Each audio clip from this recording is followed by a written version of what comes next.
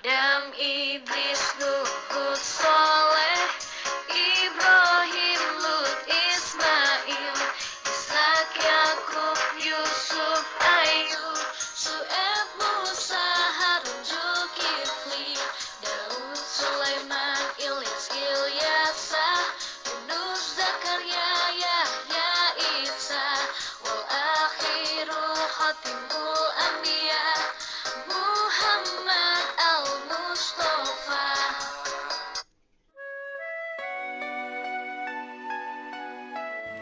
Nabi Ilyas adalah putra Yasin bin Finhas yang salah satu keturunan Nabi Harun. Dia diutus oleh Allah Subhanahu wa Ta'ala untuk menjadi seorang nabi dan menjadi pembimbing bagi kaum Yordan. Beliau mendapat amanah untuk mengajak kaum Bani Israel kembali ke ajaran Allah Subhanahu wa Ta'ala. Ketika itu, kaum Bani Israel terkenal dengan kebiasaan menyembah berhala yang bernama Baal. Berhala itu berada di tengah-tengah kota, sehingga kota tersebut dijuluki dengan kota Baalbek.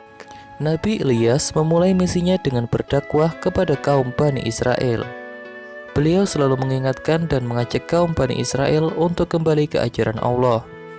Ketika Nabi Ilyas melihat kenyataan bahwa kaumnya sedang menyembah berhala Baal, Nabi Ilyas berkata kepada kaumnya, "Mengapa kamu tidak bertakwa? Patutkah kamu menyembah Baal dan kamu tinggalkan sebaik-baiknya pencipta, yaitu Allah Tuhanmu dan Tuhan bapak-bapakmu yang terdahulu?" Quran Surat As-Saffat ayat 124-126. Mendengar ajakan dari Nabi Ilyas, kaum Bani Israel begitu marah dan berkata, "Hai Ilyas, berani sekali engkau meminta kepada kaum kami untuk meninggalkan Tuhan-Tuhan kami. Sesungguhnya kami melakukan hal itu karena bapak-bapak kami juga telah melakukan hal yang sama," seru kaum Bani Israel kepada Nabi Ilyas. Bahkan kaum Bani Israel terang-terangan menghina dan mengejek Nabi Ilyas. Walaupun begitu, Nabi Ilyas tetap sabar dan terus berdakwah kepada kaum Bani Israel. Sementara itu, kaum Bani Israel bersekongkol untuk menyingkirkan Nabi Ilyas. Mereka mengejar-ngejar dan mengusir Nabi Ilyas. Nabi Ilyas pun terpaksa berpindah dari satu tempat ke tempat lain untuk menghilangkan jejaknya agar terhindar dari kejahatan kaum Bani Israel.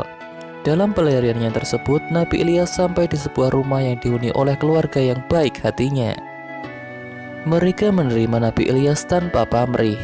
Saat itu, salah satu anggota keluarganya di rumah itu sedang menderita sakit.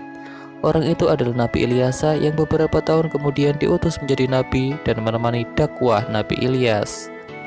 Ketika masih muda, Nabi Ilyasa menderita sakit keras. Akhirnya Nabi Ilyas berdoa kepada Allah Subhanahu wa Ta'ala untuk memohon kesembuhan Nabi Ilyasa. Dengan izin Allah, Nabi Ilyasa sembuh dari penyakitnya tersebut. Sikap yang dilakukan Nabi Ilyas dalam menyembuhkan Nabi Ilyasa membuatnya tertarik untuk mengikuti ajaran Nabi Ilyas. Setelah Nabi Ilyasa melihat Nabi Ilyas dapat menyembuhkan penyakitnya yang cukup parah melalui pertolongan Allah Subhanahu wa Ta'ala, hal itu menjadi bukti baginya mengikuti ajaran Nabi Ilyas dan beribadah kepada Allah. Sejak saat itu, Nabi Ilyas memiliki teman untuk berdakwah.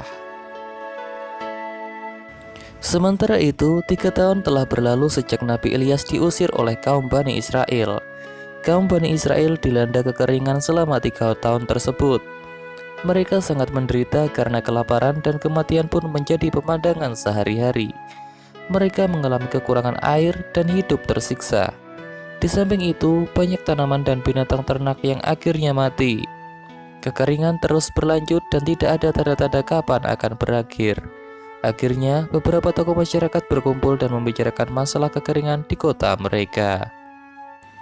Salah seorang dari kaum Bani Israel berkata, "Kita telah diingatkan oleh Nabi Ilyas sebelumnya, akan tetapi kita tidak memperdulikannya. Bahkan kita mengusirnya. Sekarang apa yang diucapkannya telah terjadi kepada kita. Lalu apa usulmu untuk terhindar dari azab ini?" Jawab salah satu kaum Bani Israel, "Kita harus menemukan Ilyas dan bertobat kepada Allah. Lalu kita minta Ilyas agar memohon kepada Allah untuk tidak mengazab kita." Usul salah satu kaum Bani Israel. Seketika itu mereka berbondong-bondong dan bertekad mencari Nabi Ilyas. Mereka berharap agar Nabi Ilyas dapat membantu mereka keluar dari penderitaan yang telah berlangsung lama tersebut. Setelah melakukan pencarian yang cukup lama, akhirnya kaum Bani Israel dapat menemukan Nabi Ilyas yang telah ditemani oleh Nabi Ilyasa. Mereka memohon kepada Nabi Ilyas untuk membantu keluar dari penderitaan akibat kemarau yang panjang menimpa mereka selama 3 tahun terakhir. Kaum Bani Israel berjanji kepada Nabi Ilyas akan beriman kepada Allah dan mentaati perintahnya. Kemudian mereka pun menghancurkan berhala-berhala mereka secara beramai-ramai. Kaum Bani Israel pun segera beriman kepada Allah Subhanahu wa Ta'ala. Melihat penderitaan kaum Bani Israel, akhirnya Nabi Ilyas luluh karena tidak tega melihat penderitaan mereka. Nabi Ilyas kemudian berdoa kepada Allah Subhanahu wa Ta'ala agar kaum Bani Israel diberikan rahmatnya dengan menurunkan hujan. Tidak lama kemudian hujan turun membasahi kota Baalbek. Tanaman mulai tumbuh dan orang-orang serta binatang mulai dapat menggunakan air sesuai dengan kebutuhan mereka. Kaum Bani Israel pun kembali hidup makmur dan sejahtera. Tapi beberapa tahun kemudian, kaum Bani Israel kembali pada kebiasaan mereka dan mengingkari janjinya dengan kembali menyembah berhala dan menggunakan harta benda mereka untuk berbuat maksiat. Akhirnya, Nabi Ilyas kembali berdoa kepada Allah agar kaum Bani Israel mendapatkan azabnya. Tidak lama kemudian mereka tertimpa azab dari Allah Subhanahu wa Ta'ala.